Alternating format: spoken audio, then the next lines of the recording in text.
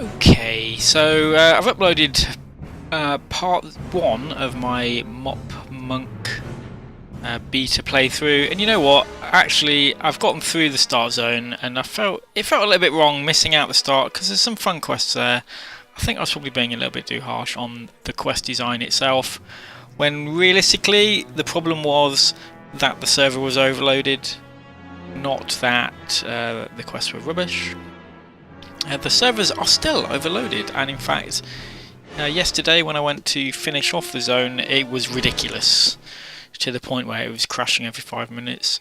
But the problem is you can't go back and undo the quests you've done, you have to do them all again. So what I'm going to do now is I'm going to record on the US PvP server, because obviously beta testers don't like PvP, so this is a low pop server.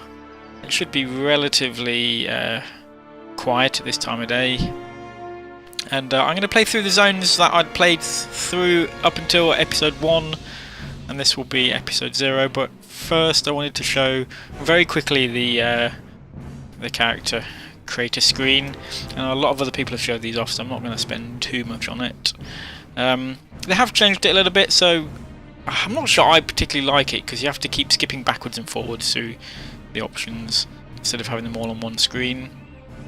But you pick your race, your class and your gender to start off with, and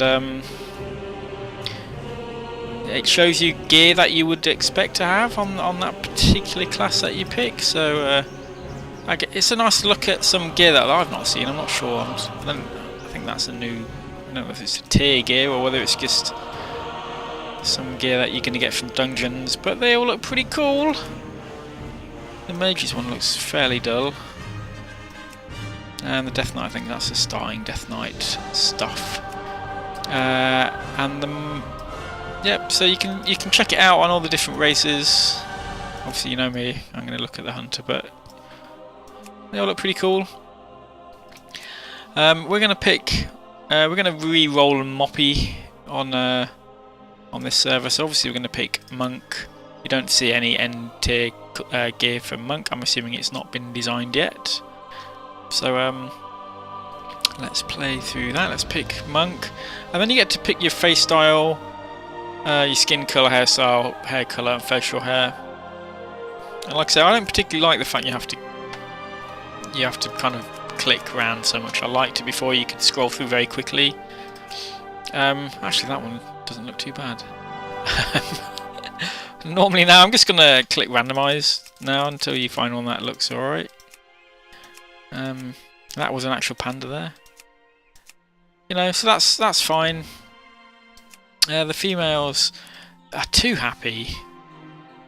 I don't, you know, at the end game there's going to be some pretty harsh stuff that these pandas are going to have to put up with, and that smile, I'm sorry, looks a little bit demented, or like poor thing's got trapped wind.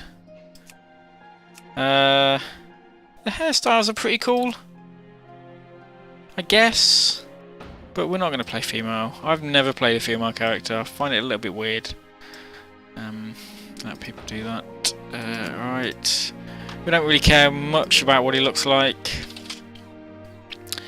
Okay, oh blimey, someone's already got that character name. So we'll have Sheppo, and let's dive straight in. There is no opening cutscene like you get normally with all the other races. I'm sure one will be added in at some point, but at the minute it is not there.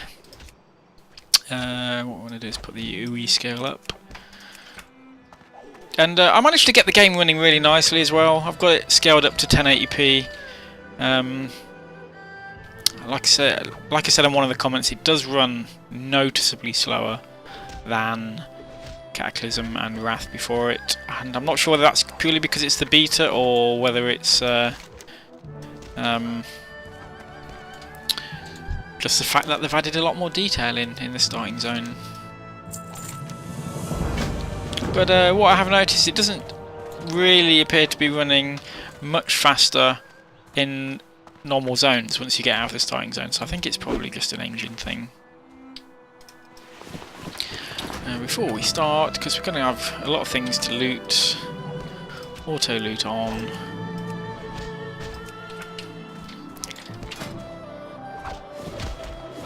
The first thing we do in any kung fu kind of scenario, we need hand wraps, because apparently they protect our hands when we're hitting things right in the face. I wouldn't know. I'm a lover, not a fighter. Can't believe I just said that. Okay, so one of the things they promised in BlizzCon, and I'm sure you've heard about now, it was that there was going to be no auto attack and we would just spam. That's not the case. There is an auto attack if we just leave it here or do random punctures of his own accord. However, there is jab. This is basically your basic do an attack move, and it changes depending on what kind of weapon you've got equipped, as you'll see later. So at the minute, because we've got these which are fist weapons, it's jab. You get things like stab and pummel if you've got a mace and things like that.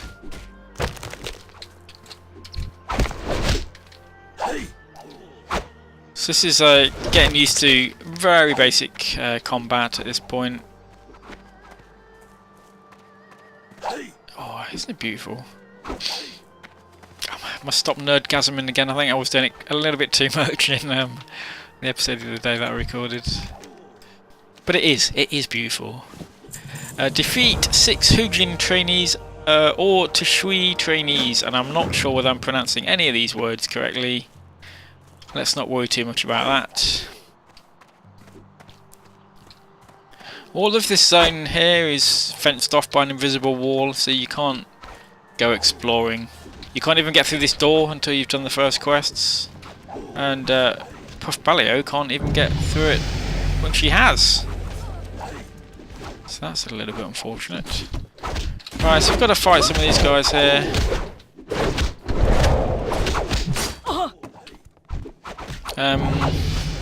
I think somebody else tagged that one. If you're going to be rolling, a little tip for you, if you're going to be rolling a monk on live or even on beta when you get access, one thing to note is if there's a shortage of these trainees to hit in the face, go upstairs. There's loads more upstairs. For some reason I'm not having a lot of energy to do my jab.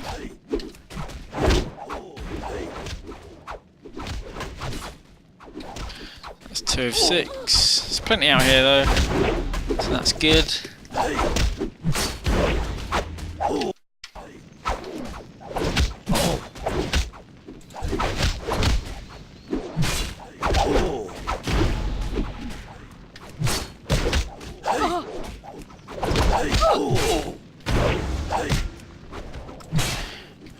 How many more? 2 more.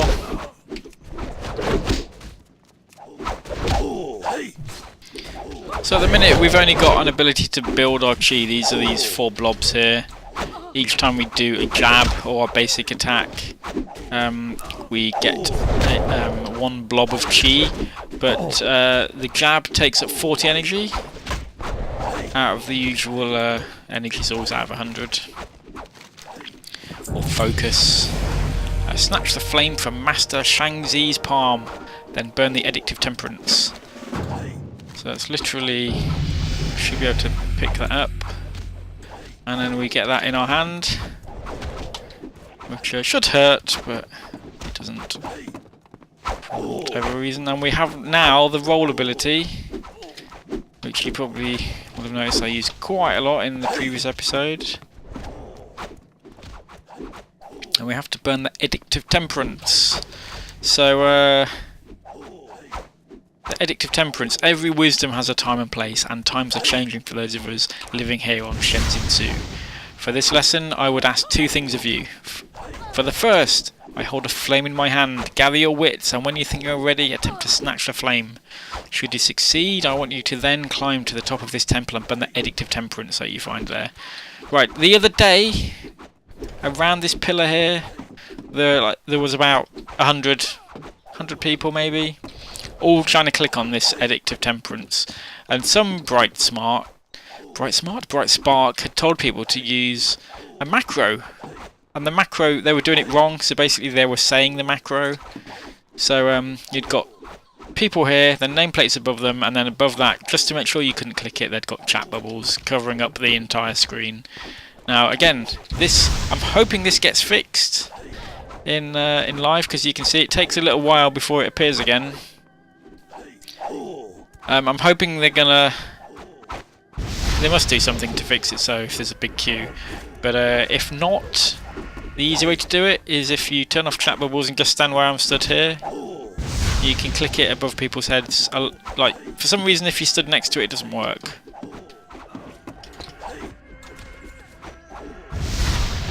Also, if you join a group, you only need one person in the group to burn it.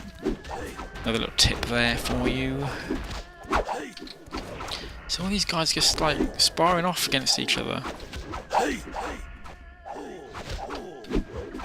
that pretty cool?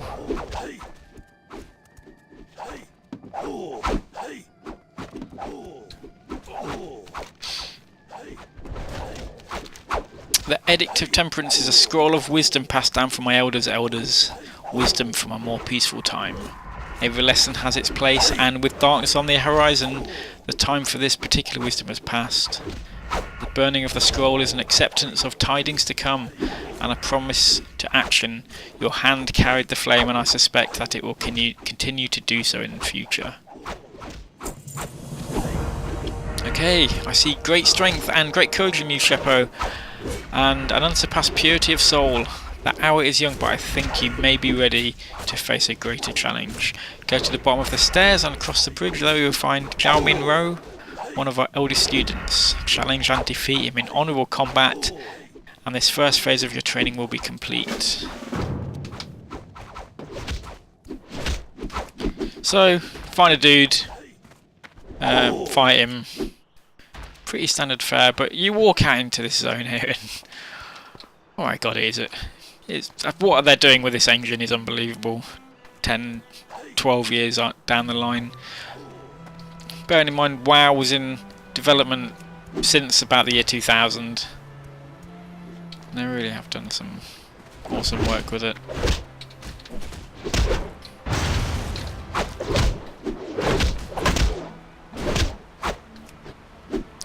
So on that one you can party up with somebody else, which is nice. I'm not sure if you can walk off this waterfall actually.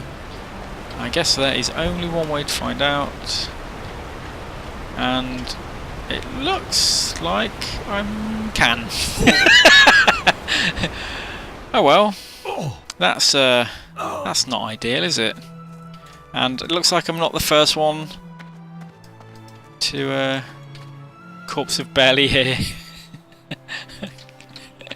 So yes, a couple of other people have noticed that, and there's no reason why we couldn't walk around the entire island at this point. Now, also in the beta, your Hearthstone is set to the Shang-zin training grounds by default, and it doesn't get reset when you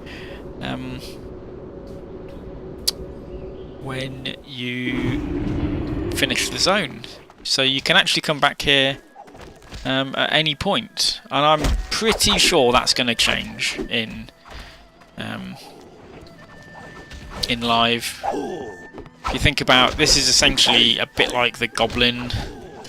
It's got, oh, what am I doing? Yeah, I'm going the right way. It's a bit like the Goblin starting zone. It's got its own little story, and it's kind of separate from the rest of the game. And that's exactly the same as this. So, and of course the whole faction thing, which you get to pick a faction at the end of the starting zone, so you don't really want cross-faction. Well, I guess it's not going to work on so many levels, so I'm sure they're going to change that. Although I don't know how you would get back if you did come here. Speak to Merchant Lorvo by Foos Pond. Okay, so let's set off.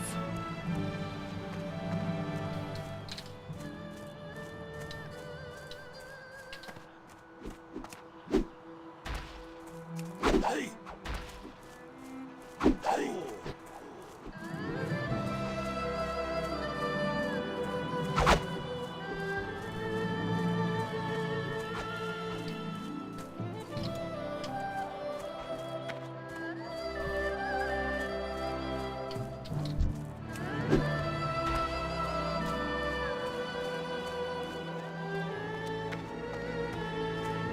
So this realm isn't particularly populated, which is nice. Certainly a lot better than it was the other day.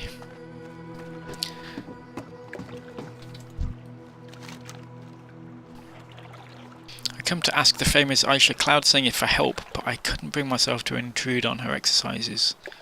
She's so poised, so practiced, so beautiful. Derp. You came for Aisha? Oh, you really shouldn't interrupt until she finishes her exercises. She doesn't speak to anyone till her routine is done. She isn't doing anything. And it looks like we can speak to her, so I'm going to go and speak to her.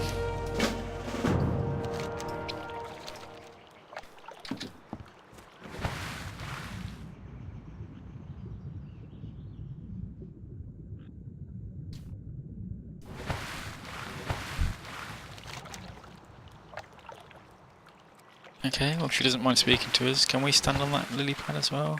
No. So she's just showing off, basically.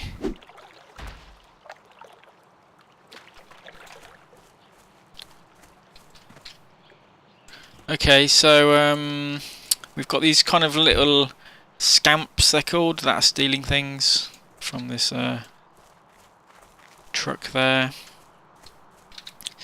So we're just going to kill a few of these, basically.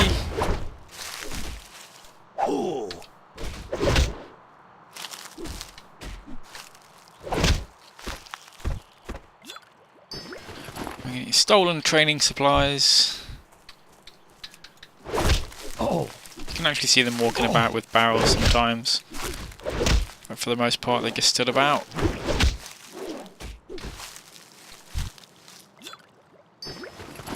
And what you might notice is, every now and then, I pointed this out in the other video, but every now and then you'll see when you loot something, like a load of mobs nearby will also move. I think that's kind of like a side effect of the AoE loot that's now in game, seemingly by default. I think you can change it or turn it off. But then again, I don't know why you'd want to.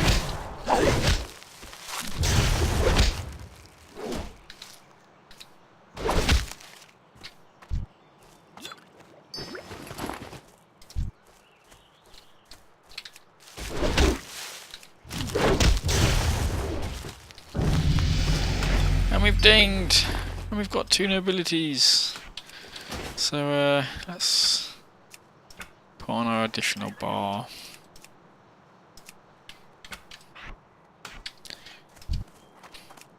So we now have didn't want to do that. We now have another ability, Tiger Palm. Attack with the palm of your hand, dealing 17 physical damage. Deals 8 additional damage if the target is above 50% health. This uses a chi, so as you see, as I use it, we lose a chi, and obviously the jab generates a chi. Now we've also got another ability, Blackout Kick, which looks like that. It's kind of like a roundhouse kick. That uses 2 chi. So the system is essentially, it's a bit like with a hunter where you've got abilities to generate focus and other abilities to spend focus. It's a bit like that with your chi.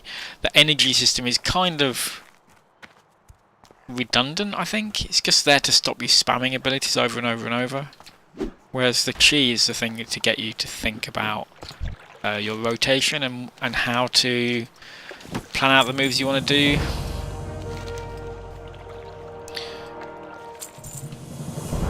Aisha's finished her training in the way of the Tishui.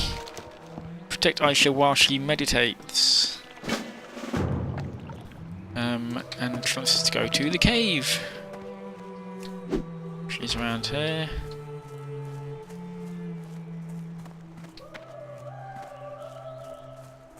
And this is about as much, I think, as a group style quest that you get in Guild Wars 2. Where's he going? You get this bar, and I'm not sure if it's based on time or based on effort, but it seems like maybe a bit of both, but I'm not sure. I think it goes quicker if there's more people. But it is going up on its own without me having to do anything as well, so I don't really know.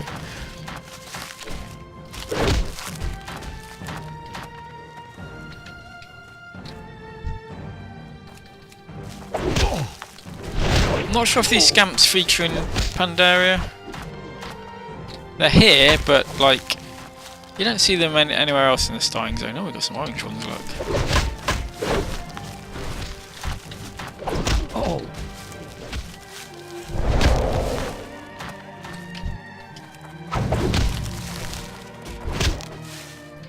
But it's kind of like a nice if it is timed, it's quite nice. Better than they kill X amount of things when, especially in a starting zone when you've got so many people doing the same quests, especially on launch. Okay, so we're gonna head off now to the Wusong village. It's the first little village, right? I guess.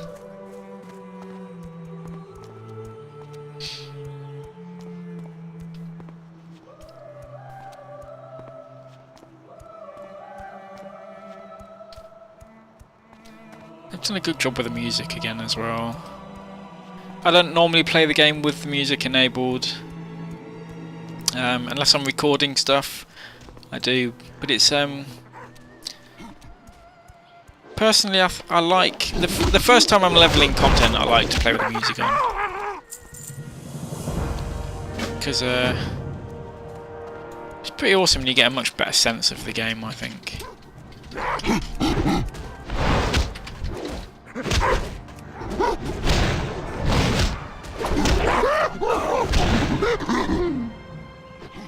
So yeah, the rotation is pretty simple.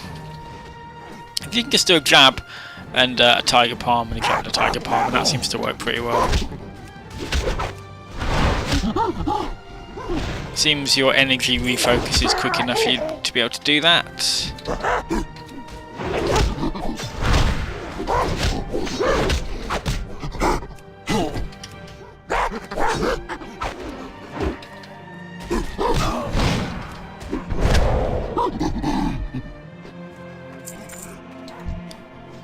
I'm not even sure what we're supposed to be doing, was it? I thought we just... is this not working properly?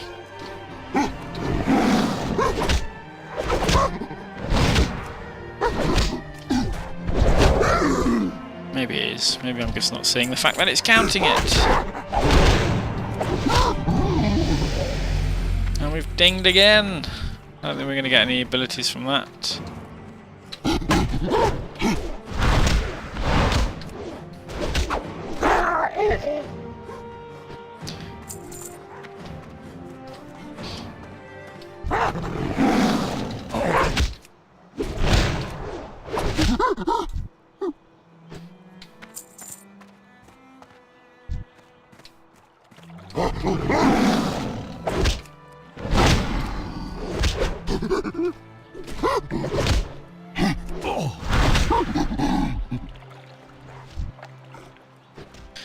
One more. There should be one up here.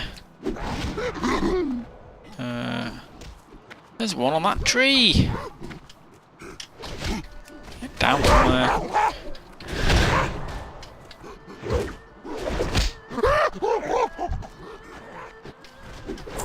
Nice simple quest. I like this little village though, it's really nicely, apart from the monkeys, pain in the ass.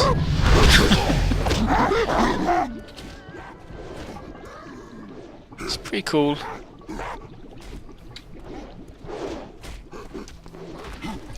You'll notice these little cubes everywhere. This is just an issue with the beta. That just means there's a model missing. That should be there. And we've got some legs. Did we get any other items? We did. We got a belt. Blimey, I really haven't been paying attention to this equipping, have I? That's it. Kindling the fire. Ho, the spirit of fire hungers for dried dogwood root kindling. Okay, well then, let's go and get some. And also, strange thing about wind, it can be hard to wrap your hands around it. Best practice for me has been finding some sort of living wind. If it can punch you, you can punch it back and it won't slip through your grasp. Head over to the windstone to the south and summon such a living wind. Of course. That makes sense.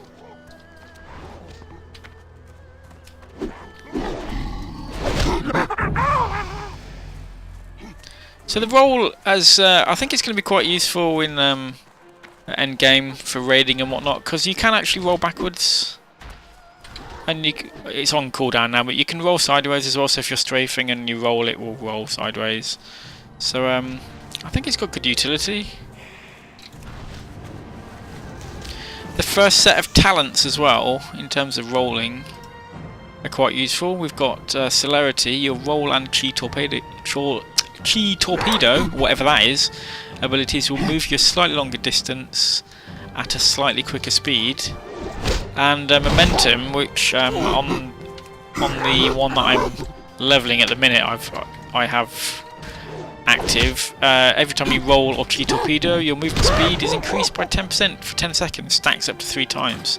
That's a nice little talent for when you want to get around before you've got a mount, because you can get a 10-second 10% boost, and then immediately after you can get a 10-second 20% boost,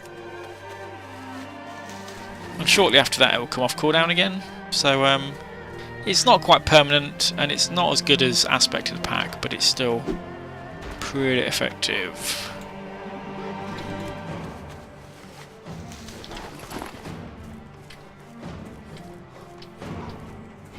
I'm not sure, like I said, I'm not sure how the celerity one works.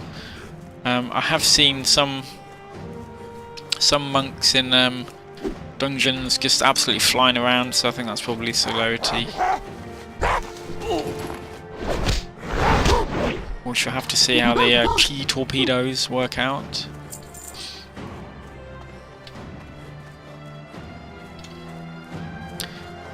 Am I maxed out on dogwood? I think I am. So let's go and summon the fluttering breeze.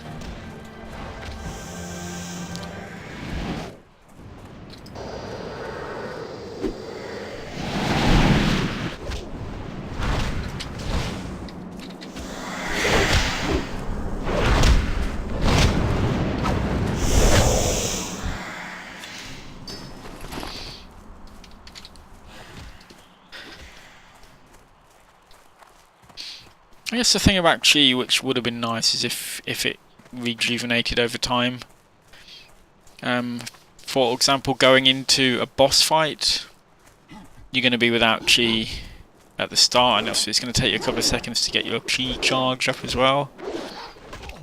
So I'm not sure how they're going to tackle that. Other classes that have kind of like an energy thing, where their moves rely on an amount of something, they all regenerate over time. Okay, so we've got some foot gear. I'm looking pretty boss now, in fairness.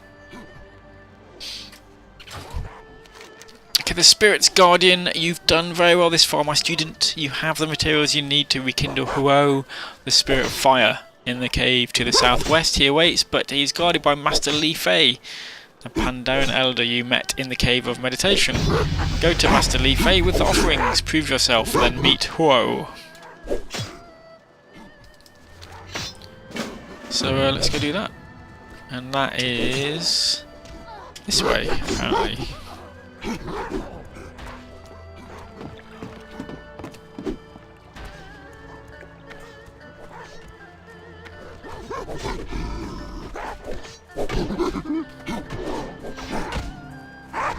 There's a lot of these hosing around.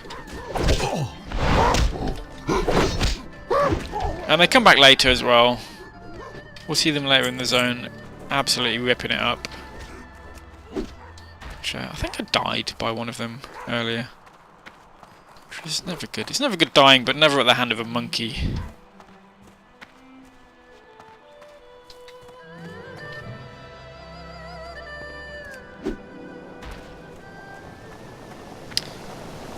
Okay, the fire spirit is upset. It's dangerous to enter the shrine now. Actually, it's really not. Your health regenerates so quickly, it's just not any threat at all.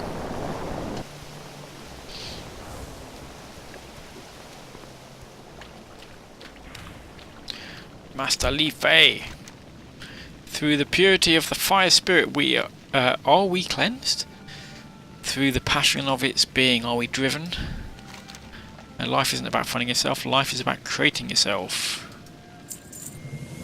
Light your unlit challenger's torch at the brazier of flickering flame, then use it to light the 3 braziers near Master Li Fei. So yeah, we got these 3 braziers to light.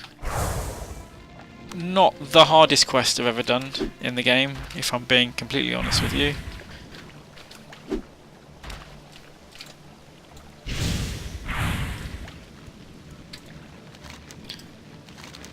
These fires will give you the strength that you've not yet obtained. They will illuminate your potential.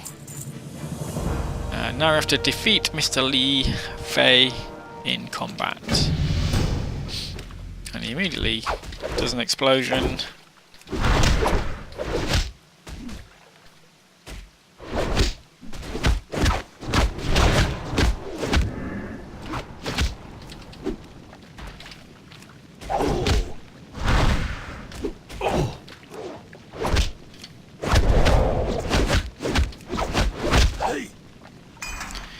Easy enough.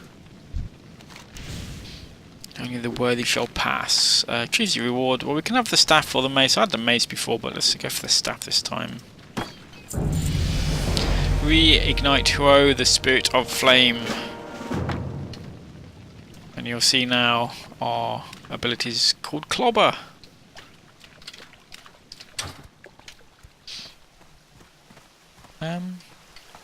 This isn't the way. Interesting though that it's here.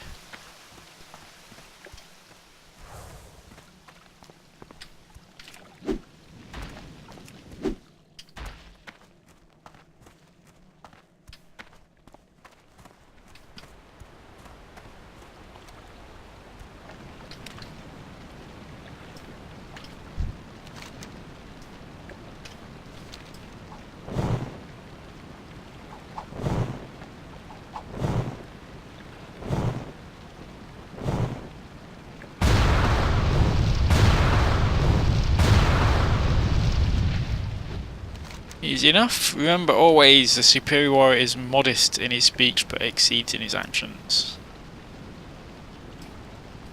And we have lag.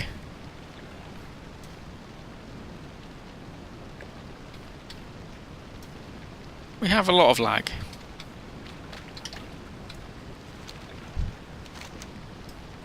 There we go. Bring the spirit of fire to the Temple of 5 Dawns.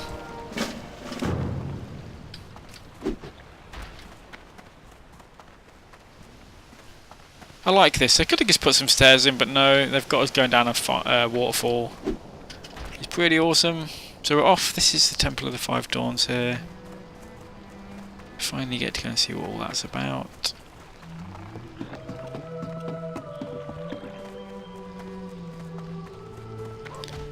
They quickly recognise that not everybody wants to be walking for ages, so they give you a speed boost as well.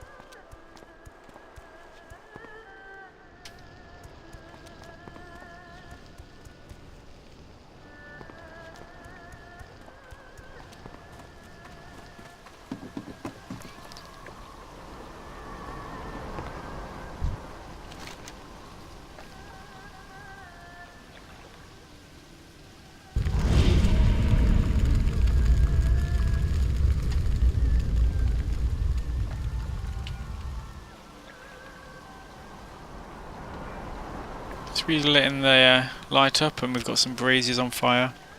And I think we have to do. So we have. Did we get wind? I think we're getting water next.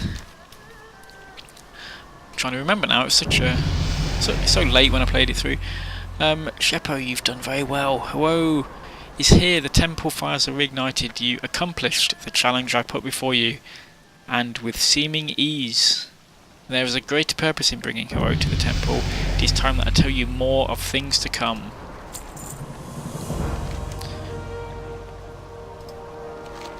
It is crucial that we bring all the 3 remaining spirits back safely. I'm too old to do this myself, and for all their strengths, both Aisha and G are single-minded in their ideals. You possess all the qualities of a hero, and balance that they do not. It is you that must do this. Shu, the spirit of water, is somewhere in the singing pools to the east. Find Aisha there and work with her to locate him. We are all depending on you. Okay, well I think we'll leave that there. Now there's still a fair bit more to do, so we've done this quarter here, and if you remember from episode 1, which really shouldn't have been 1, but I think we were around here, so we're going to do the next segment next, and yeah, we should get that done and then catch up with where we were. See you then.